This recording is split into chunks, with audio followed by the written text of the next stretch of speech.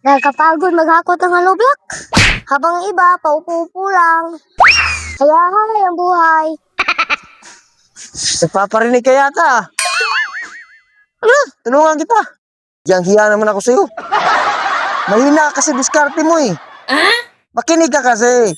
Yung mga diskarte mo, madali ka mapagod yan. Ganito ha. Tuturuan kita ng diskarte na maganda. Yan o.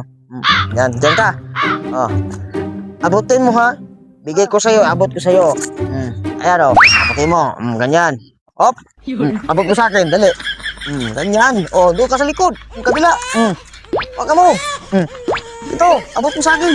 Ito yung mga paraan. Mabilisan. Aba, matagal na tayo sa construction eh. Ito yung mga ginagawa namin dati. Ha? Ito yung mga paraan na mabilis. O, diba? Ano nang gawin mo? Pasa-pasa. Kahit dalawa lang kayo, mabilis yun. Yan ang mga pamanoy na ginagawa namin dati pa sa construction. O, ako dyan. O, baka dyan. O, abutin mo. O, yan naman dito. O, abutin mo sa bila. O, yung mga pamabilisan. Tika. Ang mas nakakapagod to ah. Tapos ang tagal pa. Nakakapagod ba? Tagal ba? Oh.